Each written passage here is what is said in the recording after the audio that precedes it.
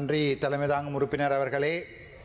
திரு Joseph Vijay ஆகிய நான் இந்த வசனத்தை கேட்குறதுக்கு எனக்கு மிகவும் சந்தோஷமாக இருக்குமா நினைக்கிறேன். நாளைக்கு இலங்கையிலிருந்து இன்று வரைக்கும் எங்களுடைய அண்ணன், என்னுடைய சொந்த அண்ணன் மாதிரி பார்க்கக்கூடிய என்னுடைய அண்ணன் திரு ஜோசப் விஜய் அவர்கள் நாளைய தினம் தமிழ்நாட்டின் வரலாறு காணாத ஒரு வெற்றியோட எம்ஜிஆருக்கு அடுத்தபடியாக எம்ஜிஆருக்கு ஒரு தடவை மேலே போய் என்னுடைய அண்ணன் விஜய் அவர்கள் நாளை தமிழ்நாட்டினுடைய முதலமைச்சராக பதவியேற்கின்றதை என்னுடைய இரண்டு கண்களாலை ஒரு தடவை குட்டிமணியும் தங்கத்துறையும் வெளிக்கடை சிறைச்சாலையின் போது கொல்லப்படுகின்ற போது கடைசி நிமிடங்களிலே கேட்டார்கள், உங்களுக்கு என்ன ஆசைப்படுகிறீர்கள் என்று.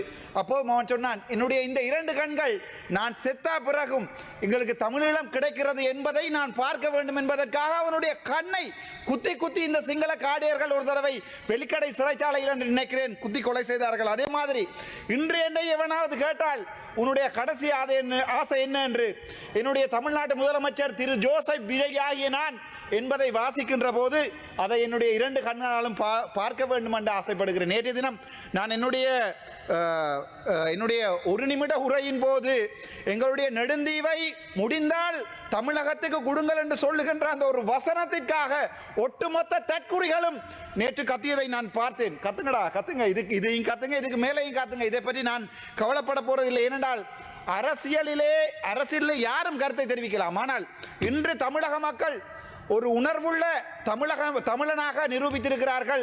காலங்காலமாக ஊழல் செய்தவர்களை வீட்டை அனுப்ப வேண்டும் என்கிற ஒரே ஒரு நோக்கத்துக்காக, அது அதிமுக இருக்கலாம், திமுக இருக்கலாம், அல்லது திரள் நிதி என்று சொல்லிக்கொண்டு எங்களுடைய புலம்பெயர்ந்த மக்களுடைய பணத்திலே தன்னுடைய பிள்ளையையும் கொண்டு அமெரிக்காவிலே படிப்பித்த சீமான் என்கிற சாமானுக்கு இவர்கள் வடிவாக படித்திருக்கார். ஒரு கட்டுப்படம் கூட திருப்பி இல்லை. இதுல இருந்து இந்த போலி தமிழ் தேசியம் கதைக்கின்ற சிறிதரனாக இருக்கட்டும், இதுல பக்கத்தில் இருக்கிற போலி தமிழ் தேசியம் கதைக்கின்ற கஜேந்திரகுமாரா இருக்கட்டும், அங்கால இருக்கிற செல்வம் மடக்கரனாக இருக்கட்டும், பின்னால் ஒருத்தருமே இல்லை, இவங்கள போயிட்டாங்க. இந்த தமிழரசு கட்சிக்காரராக இருக்கட்டும், இவங்களுக்கு மிக தெளிவாக இந்த தமிழக தேர்தல் ஒரு பாடம் ஒன்றை சொல்லி சென்றிருக்கிறது.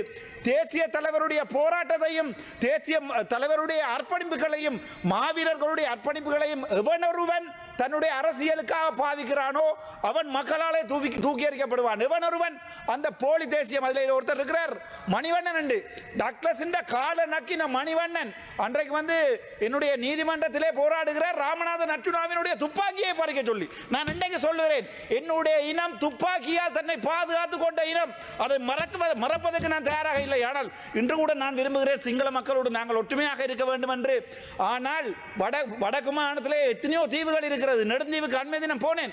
அங்கே மாவட்ட வைத்தியசாலையாக இருந்த வைத்தியசாலையை இப்போது ரெண்டு வைத்தியர்கள் வேலை செய்கின்ற வைத்தியசாலையாக இந்த சிங்கள இனவாத அரசியல் மாற்றி இருக்கிறது. அதாலே தான் சொன்னேன், உங்களுக்கு நெடுந்தீவுக்கு ஒரு மாதத்திலே 4 நாட்கள் 5 நாட்கள் மட்டும்தான் மின்சாரம் வழங்க முடியுமாக இருந்தால், கச்சதீவை மட்டுமல்ல நெடுந்தீவு மட்டுமல்ல, அப்படியே போனால் கிழக்கு மாநிலத்தில் இருக்கின்ற மட்டக்களப்பையும் நீங்கள் இலங்கைக்கு இந்தியாவுக்கு தாரை வார்த்து கொடுங்கள் என்று சொல்லி நான் சொல்லுகிறேன்.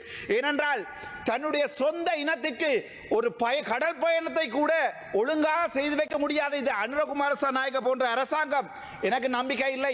எந்த ஒரு சந்தர்ப்பத்திலுமே ஒரு வைத்தியசாலை இல்லை, ஒரு அவசரமாக ஒரு அம்மா பிள்ளை பெறுவதாக இருந்தால் ஒரு மிட்வைஃப் கூட இல்லை.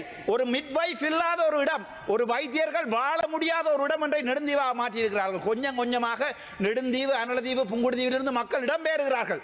அந்த நிலைமையில் இருக்கும் போது தான் சொன்னேன், தமிழ்நாட்டு மக்கள் உங்களுக்கு தெரியும், காலமாக எம்ஜிஆர்ல இருந்து தற்போதைய எங்களுடைய ஒரே ஒரு நம்பிக்கையாக இருக்கின்ற விஜய் வரைக்கும் இலங்கை தமிழீழ மக்கள் நம்பி இருப்பது தமிழக மக்களை. ஆகவே தமிழக மக்களிடம் ஒரு அன்பான வேண்டுகோள், நான் தமிழ் கதைப்பதால் தான் என்னுடைய பரம்பரை இங்கே அழிக்கப்பட்டிருக்கிறது.